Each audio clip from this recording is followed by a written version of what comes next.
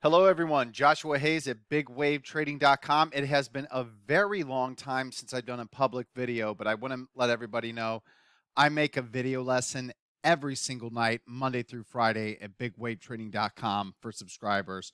So just because you don't see any videos here on YouTube doesn't mean that I'm not doing it every single day, except for the past 2 weeks because I was on vacation. I am back now, and what I want to talk about is that everything pretty much has played out as I expected from the highs in the market before 2022. I want to let everybody know I've done 2 podcasts recently. One was Live Life in Motion. I believe that podcast came out in January. I did that in December.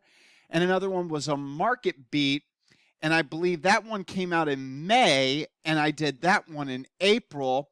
If you listen to the podcast, pretty much the vast majority of what I stated on the podcast in December of 2021, that Live Life in Motion podcast, has come to fruition. And basically what I was warning about and worried about throughout 2021 has come to fruition. Now, the good news is in 2021, it's sometime in the summer, can't quite remember when, I had a very bad feeling about this tape. I sold half of my long-term portfolios.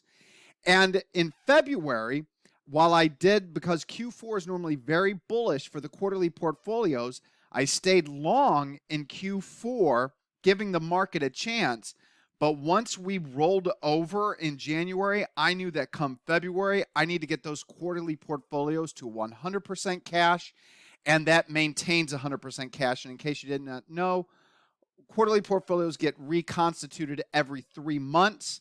That being said, in February, we halted operations, still did the scans, still gave out the stock picks or whatever you want to call them to members to trade if they want to. But on my end, it's a 90-day hold, 100% cash. The next reconstitution came in May. We're still 100% cash. And I don't think I'm going to reconstitute it again in August unless we have a capitulatory bottom in the market. And then that's the other thing I'm going to talk about. The market has not proven to me yet that it has bottomed. Before I move on, end of day trading. The signals were drying up at the end of 2021.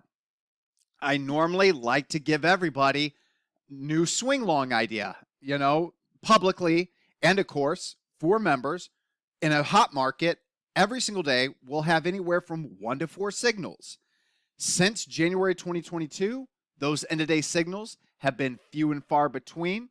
And while a lot are working out immediately, the vast majority after initially working are failing.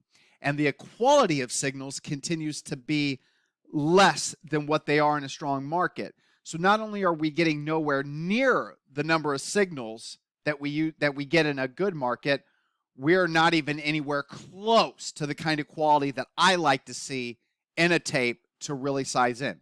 So on the end of day side, we've basically been majority cash or all cash since I would say the last leg up in October, November. This is when I really started to get worried about the market. We were making new highs in the market, but signals were really drying up. They weren't as high quality, and they just weren't working like they should. That was the first sign of warning. Another thing, posted in the chat room. In June of 2021, I initially on the 9th wrote, the Fed is the smartest group of people in the room. They say inflation is transitory. On the surface, let's see if that's the case. Within 1 week after doing my own research on the macro side, I called BS on the Fed. Inflation has never been transitory ever in the history of the world. So immediately said, if they start hiking interest rates, you can know that they're full of BS. But in June 14th, 2021, I started to call BS on the transitory comment. But until the market actually cracked, there's nothing you can really do about it. But once they started to hike interest rates in March, you knew that, hey, man, they're in big, big, big trouble. So with all that being said, end-of-day signals that I love, it's my bread and butter. It's my sweet spot. We're basically all cash. We're not getting any. Quarterly portfolios, I'm keeping you guys safe. And we're not going to go back into those quarterly portfolios until we either get a capitulatory bottom, which we have no signs of anywhere yet, and or a Fed pivot. I need to have one or the two for these quarterly portfolios. Now, long-term is a bit different. So that's what we're going to end this video with. I, right now, am granular. I'm day trading. If you guys follow me on social media, there is an educational, safe, long only, day trade only, small cap only account that I'm running with currently, to protect the capital, break even stops. Go to my Twitter account, StockTwits account, so whatever, wherever you can find me on social media, Instagram, Facebook, whatever, and look at that account. Look at what it's done since October. Look at that profit and loss graph. Look at the drawdowns. Look at the profit factor. Anything over 3 is considered outstanding. My profit factor is solidly over 20 and would probably be over 100 if not for one single trade. So right now, I'm super granular in my active trading. The end of day side, we're not doing much. We're not doing anything unless I get a signal, which they're very few and far between right now. It's just the way it is. Oil stocks are hot. Shipping stocks and chemical stocks are hot. There is a way to play it via this tab here, the EMA stack, squeeze in triple green on these indicators. But right now, in this market environment, it's not a methodology that I'm focused on. Day trading is my focus. The other time frame that I'm focused on right now is long-term portfolios, and that's where I want to talk about the overall market. So the SPY has been in a strong downtrend since the top in 2022. I need to see a capitulation bottom. A capitulation bottom would be something similar to this with that kind of volume surge. Something similar to this with that kind of volume surge with clear, clear signs of panic. The VIX has never once closed over 40 during this entire downtrend. Until we break out above this line on the VIX, no bottom, unless there's a Fed pivot. Without that Fed pivot, no bottom. And a chart that I can't bring up is the CBOE equity put call ratio. I track it on a standalone basis, day by day, with a 5-day moving average of price smoothed out and a 250-day moving average of price smoothed out. Using either 250, 5, or single-day statistics, we do not have a capitulatory bottom. The other data points that I like to look at, the other metrics that I like to look at, are the S&P 500 stocks above their 50 SMA, 200 SMA, NASDAQ stocks above their 50, 200 SMA, and so on and so forth down the line, looking for extreme exhaustion in selling. None of these metrics are anywhere near capitulatory bottoms. So with that being said, that SPY reversal, you can see, looking at this anchored VWAP off the recent lows and using a Fibonacci retracement level from this low to this high, we had a beautiful bounce right off 380, the 38.2 and anchored VWAP and strong volume. Why do I not consider this a bottom? Volume was lower than these bars. We didn't get the VIX and CBOE equity put call ratio to spike, and this undercut and rally, which is very important to me. So see this low here?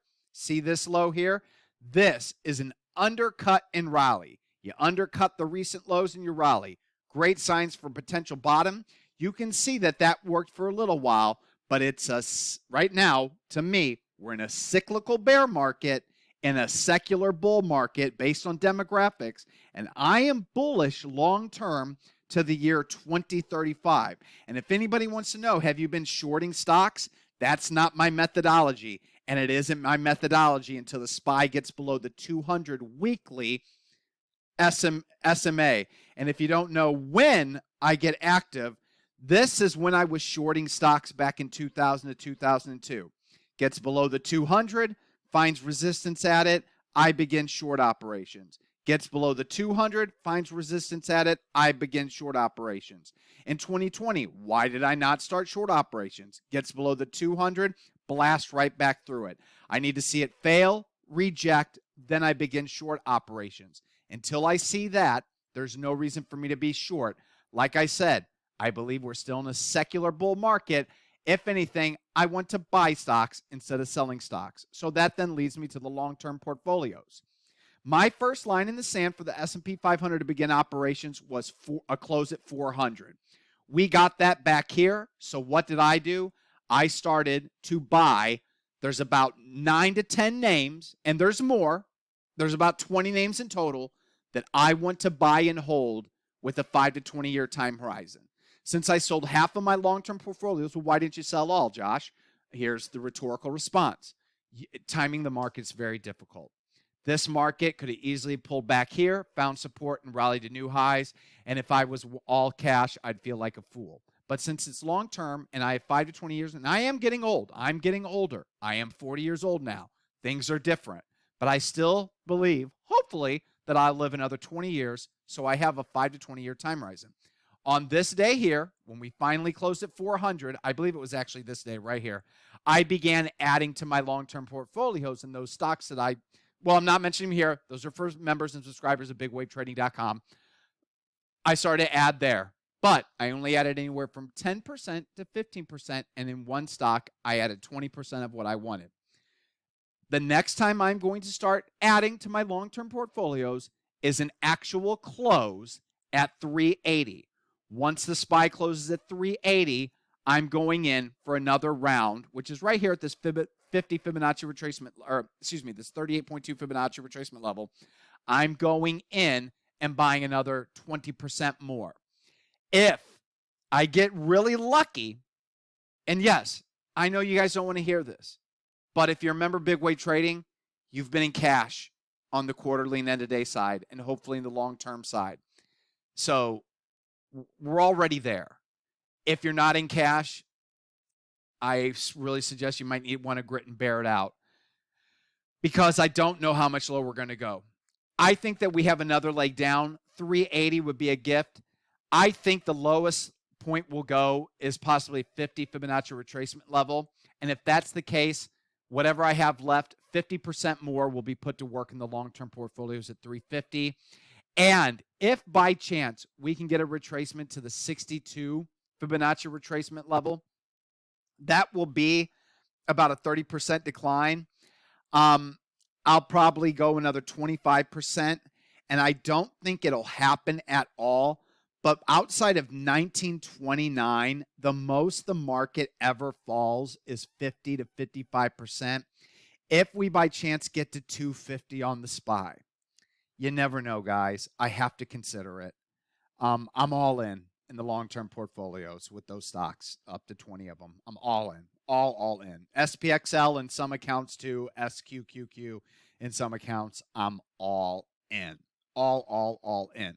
Now, for a sign of a bottom, what would I want to see short-term? Let's say, now we have a gap here to fill.